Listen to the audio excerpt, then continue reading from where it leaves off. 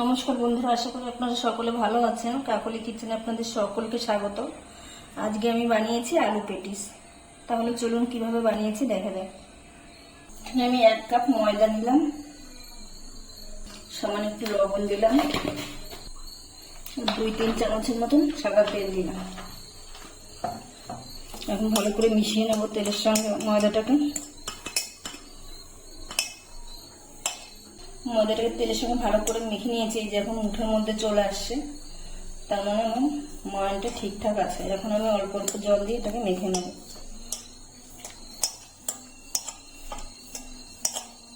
মাখা হয়ে গেছে। এই দেখুন, খুব বেশি নরমও মাখিনি আর একেবারে শক্তও না।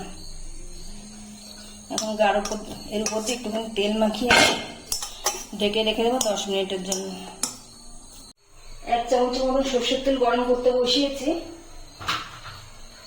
ফোড়নে দিয়ে দিচ্ছি কটা জিরে, দিচ্ছি সামান্য একটু হিং, দিয়ে দিচ্ছি পেঁয়াজ কুচি।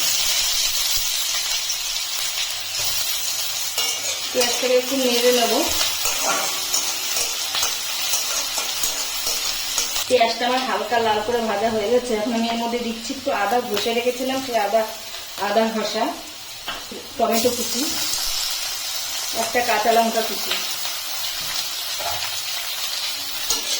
আমি নেড়ে নেব।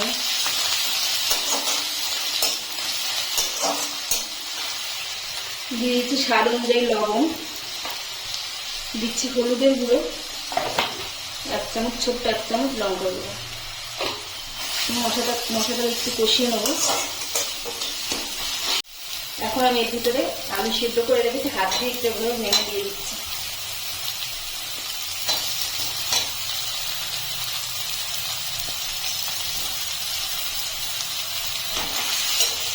আলুটাকে ভালো করে মশলার সঙ্গে মিশিয়ে নেব।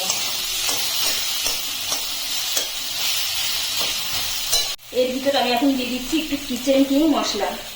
আপনাদের কাছে কিচেন কিং মশলা না থাকলে একটু জিরের গুঁড়ো, একটু ধনের গুঁড়ো, একটু গরম মশলার গুঁড়ো দিয়ে দেবেন। মশলাটা দিয়ে একটু নেড়ে নেবো ভালো করে। বড় বড় চাকাগুলো একটু খুন্তি দিয়ে ভেঙে নেবো। আলুর পুরটা আমার তৈরি হয়ে গেছে। আমি এটাকে নামিয়ে ঠান্ডা করে নেবো। এখানে আমি 3 চামচ কর্নফ্লাওয়ার নিয়েছি। এখন এর ভিতরে 3 চামচ ঘি দিয়ে দিচ্ছি আমি। ঘিয়ের পরিবর্তে তেলও দিতে পারেন আপনারা, সাদা তেল। 3 চামচ ঘি দিয়ে দিলাম। এখন ভালো করে মিশিয়ে নেব কর্নফ্লাওয়ার আর ঘিটা। মিশিয়ে নিয়েছি। এরকম ঘনত্বটা এরকম হয়েছে, এরকমই থাকবে। ময়দা দিয়ে 2টো লেচি করে নিয়েছি। এখন আমি একটা রুটি বেলে নেব। একটা লেচি সাইডে রেখে দিলাম, একটা দিয়ে আমি রুটি করে নেব। উপর দিয়ে একটু ময়দা ছিটিয়ে দিলাম। এখন আমি পাতলা করে বেলে নিচ্ছি।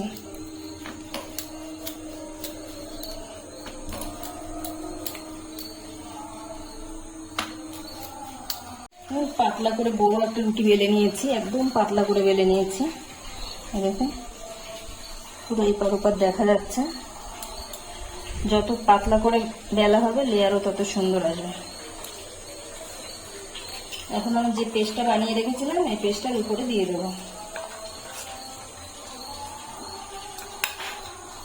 পেস্টটা দিয়ে ভালো করে সারা জায়গায়, সব জায়গায় যেন লাগে, ভালো করে মেখে দিতে হবে, লাগিয়ে নিতে হবে। আমি ভালো করে সব জায়গায় লাগিয়ে দিয়েছি। এখন উপর দিয়ে আমি একটু শুকনো ময়দার গুঁড়ো দিয়ে দিচ্ছি। এখন আমি ছুরি দিয়ে 3 ভাগে কেটে নেব।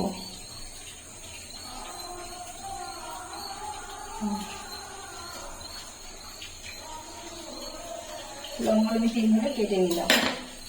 এখন আমি রোলের মতন করে নেব।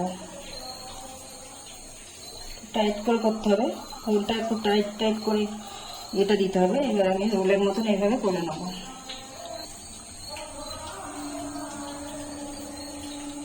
ভেতরটা একটুভাবে ঢুকিয়ে দিলাম।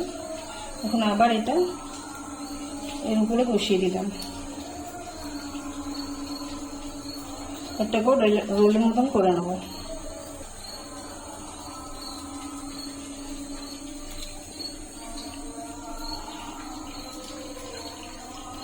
তিনটেকে এভাবে রোল করে নেব।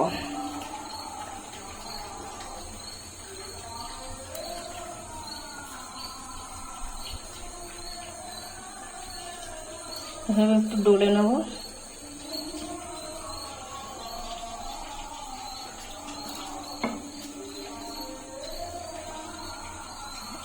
এখানে 3 ভাগে কেটে নিচ্ছি।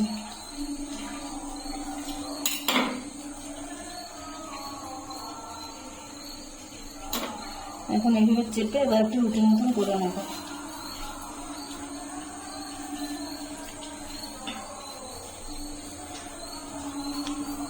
একটা রুটির মতন বেলে নিয়েছি। এখন 4 ধারটা আমি কেটে নেব, চৌকো করে কেটে নেব।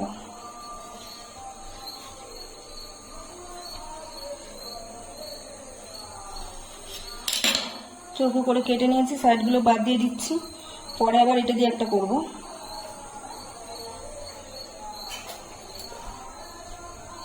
এখন আমি ভেতরে পুরটা দিয়ে দিচ্ছি।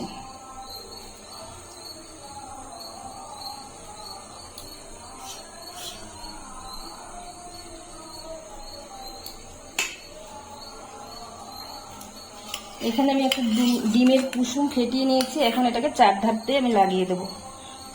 ডিমের কুসুমটাকে 4 ধার দিয়ে লাগিয়ে দিলাম। এখন আমি চারিদিকে এভাবে লাগিয়ে দেবো।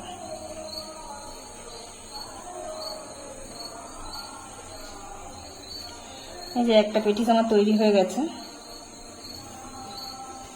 আর একটা রুটি আমি বেলে নিয়েছি, আবার চৌকো করে আমি কেটে নিচ্ছি। সাইডগুলো বাদ দিয়ে দিচ্ছি। আলুর পুরটা দিয়ে দিচ্ছি মাঝখানটায়। ডিমের কুসুমটা এখন ব্রাশ দিয়ে লাগিয়ে দিচ্ছি।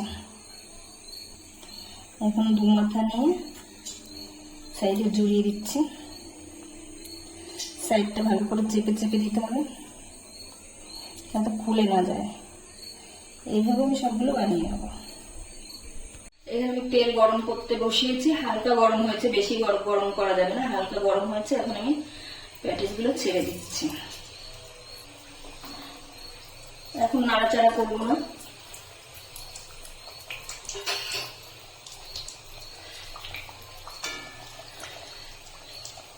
দু 3 মিনিট এরকম থাকবে, তারপরে আমি উল্টে দেবো।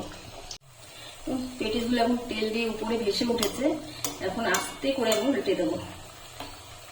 হালকা ভাবে উল্টে দিতে হবে, নাহলে আবার ভেঙে যেতে পারে।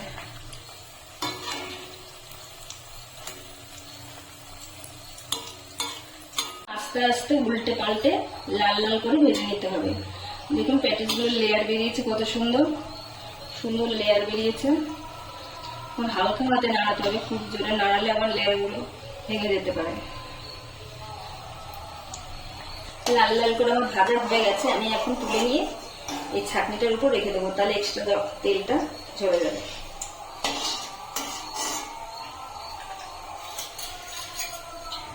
আবার দুটো আমি ছেড়ে দিচ্ছি।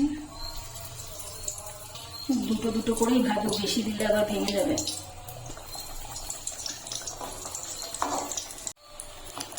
এখন লেয়ারগুলো কি দারুণ ছেড়েছে, কিন্তু এখন হালকা ভাবে নাড়াতে হবে, উল্টে দিতে হবে।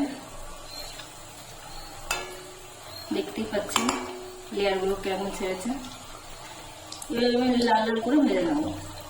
রেসিপিটি আমার তৈরি হয়ে গেছে। এখন আমি একটা পেটিস আপনাদের ভেঙে দেখাচ্ছি কতটা মুচমুচে হয়েছে। এখন আওয়াজ শুনে বুঝতে পারছেন, ধরা যাচ্ছে না, ধরলেই মুচমুচে হয়ে যাচ্ছে, ঝুরঝুরে হয়ে যাচ্ছে। দেখুন রেসিপিটা যদি ভালো লাগে তাহলে একটা লাইক করবেন, সাবস্ক্রাইব করবেন এবং কমেন্ট করে জানাবেন কেমন হয়েছে।